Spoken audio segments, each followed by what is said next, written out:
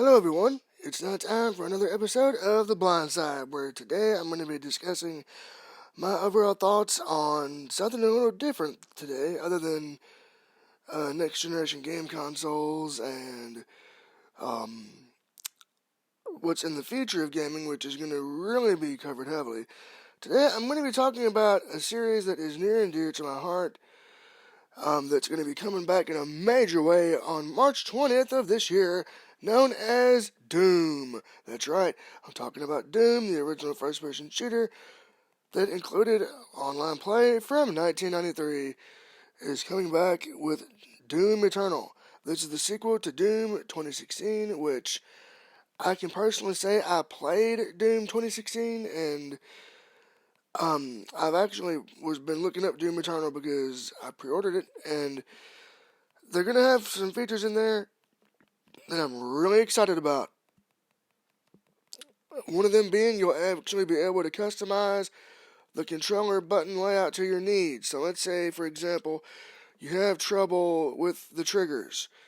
You can have the fire buttons be the 1 and 2 buttons. I'm gonna jump be,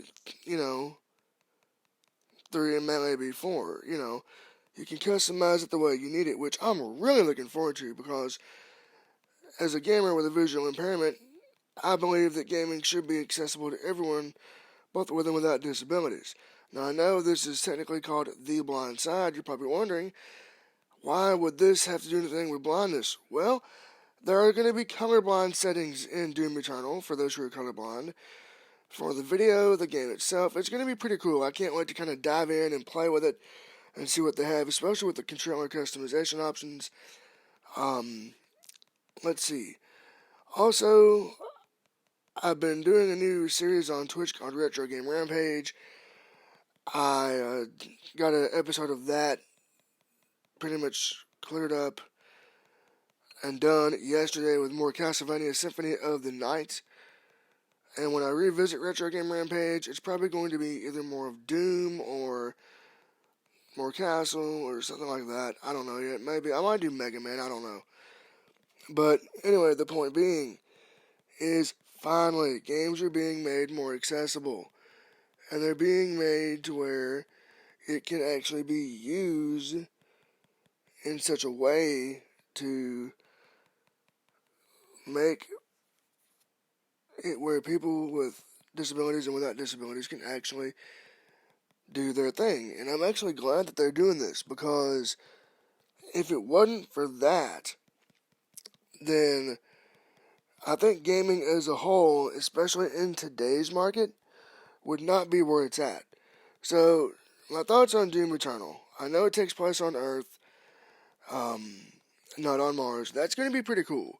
I'm looking forward to all the new gameplay features, all that good stuff. And as for Retro Game Rampage, Doom 64. That's part of the reason why I pre-ordered.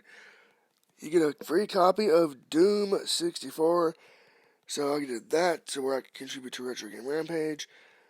But yeah, Doom Eternal is going to be great. And when I get the game in my hands and I start playing it and streaming it over at twitch.tv/blindmetalgamer, I will be giving a podcast dedicated to that. And I do plan on doing my thoughts on the new Demons and Wizards album, which will probably come before Doom Eternal. It will come before Doom Eternal because I get it in my hands next week. So I'm going to be doing that for the next episode, just to let everybody know. So yeah, what do I hope for Doom Eternal? Let's see, I know we're going to get more glory kills. I hope we get a variety of glory kills, because Doom 2016 was good, but I think they could have upped the ante as far as that goes, and they could have easily given us more creativity as far as that. I think the chainsaw, the one thing that I didn't like about that, and I think it's going to be the same way in this game, is you're going to have to get fuel for it. I mean, I like that concept of having to rationalize your chainsaw in the game, but I prefer the old way where you have it, you can just, carve up enemies as they come near you, and if you are in a pinch with ammo, then, you're good to go. But I guess due to the new glory kill system, that's the way they want it. So, oh man, um, what do I hope for as far as Doom Eternal in terms of graphics? I hope it's going to be really good graphically and visually. Doom 2016 was just amazing, and I hope that the music is really, really heavy and angry and really aggressive, especially when you're fighting against enemies and all that. What I loved about Doom 2016 was I would be playing and the music would be somber and ambient when I would be walking down a hall or a corridor. Then, as enemies would creep up into the room and you would go into a room filled with enemies, the mood would change in the music. The mood would be so aggressive and metal and so good and so epic.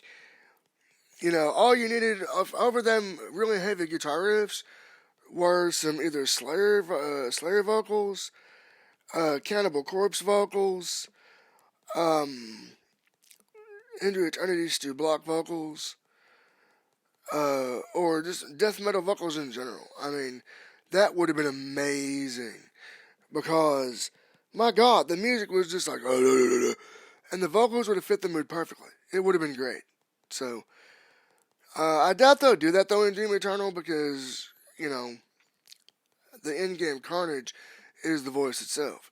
So, you know, the instruments they'll provide a very good, uh, epic mood-setting tone for the bloody, gory stuff that's going to be happening on screen.